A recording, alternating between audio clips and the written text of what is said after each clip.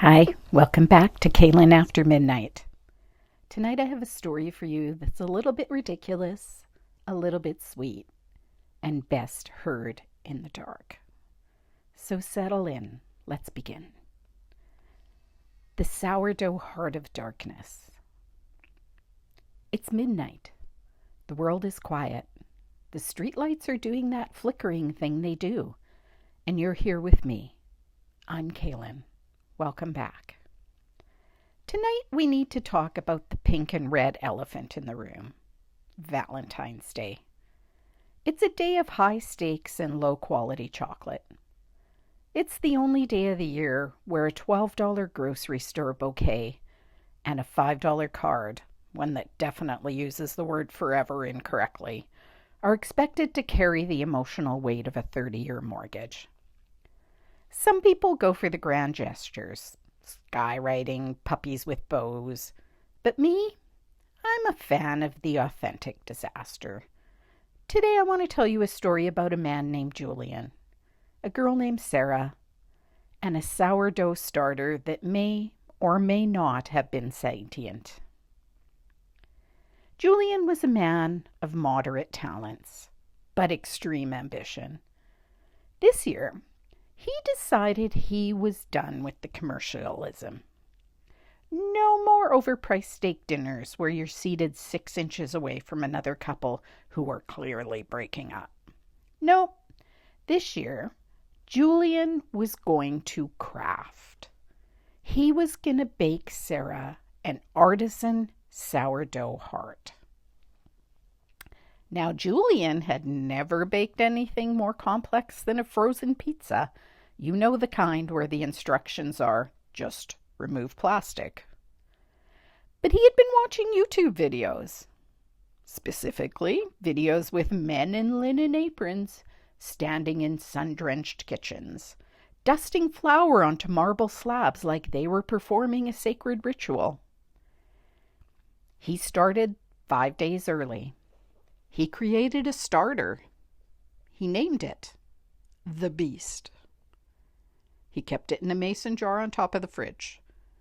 For those of you who don't know, a sourdough starter is basically a pet made of flour and water that you have to feed, burp, and talk to.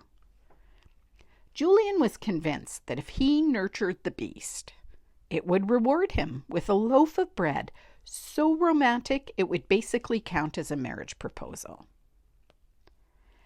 By February 13th, the night before the big day, Julian's apartment smelt like a brewery that had exploded inside of a locker room. The beast was active. It was bubbling. Quite frankly, it was aggressive. Julian decided to do the final shaping at midnight. He figured the quiet of the night would help the bread find its soul. He poured the dough onto his counter. Have you ever tried to handle sourdough dough? It's not like Play-Doh. It's like trying to wrestle a giant wet marshmallow that has a personal vendetta against you. It stuck to his fingers. It stuck to his forearms. When he tried to scrape it off with a spatula, oh yeah, it stuck to the spatula. He was standing there at 12:30 a.m., hunched over his counter, essentially wearing 2 gloves made of sticky, fermented glop. He tried to shape it into a heart. Yeah, he really did. He pulled at the bottom to make it into a point. He rounded the top lobes. But dough has a mind of its own. Every time he made a heart, it would slowly, mockingly, melt back into a shape that looked remarkably like a mildly distressed potato. Julian panicked. He decided that if the dough wouldn't hold the shape, he would force it. So he looked through his cupboards and found a heart-shaped cake tin. He greased it with enough butter to bypass a cardiac surgeon and shoved the beast inside. "Stay," he whispered to the dough. "Come on, be romantic." He put it in the oven. The recipe said 450 degrees. Julian thought, if I do 500, it'll be done faster and I can sleep. This is the logic of a man who has been inhaling yeast fumes for the last 3 hours. As the bread baked, Julian sat on the kitchen floor. He closed his eyes. He imagined Sarah's face. He imagined the crunch of the crust. Then he heard a hiss. He opened the oven door. The beast had risen. It hadn't just risen. It had staged a coup. It had bubbled over the sides of the heart tin, draped itself over the oven rack, and was currently dripping onto the heating element. The kitchen began to fill with a thick blue smoke that smelled like a campfire made of old socks. The smoke alarm went off. Of course it did. Now there's nothing less romantic or soft than a smoke alarm at midnight. It is the sound of reality screaming at you. Julian was jumping in the air with a dish towel, swatting at the ceiling, covered in flour, wearing a Kiss the Cook apron. But the whole scene looked like defeat. By 1 a.m., the fire department hadn't come, but his neighbor, Mrs. Gable, had knocked on the wall 3 times. Julian sat on his kitchen counter looking at his creation. It was out of the oven. It was charred black on the bottom. It was gray in the middle. It definitely didn't look like a heart. It looked like a volcanic rock that had been coughed up by a very sick dragon. Just then the front door opened. Sarah was home early from her late shift at the hospital. She walked into the kitchen, saw the smoke, saw the flour-coated Julian, and looked at the black, heart-shaped charcoal brick on the counter. Julian looked up, defeated. "I wanted to give you something authentic," he whispered. "I wanted to give you my heart." Sarah looked at the bread, then at Julian. She picked up a butter knife and tapped the loaf.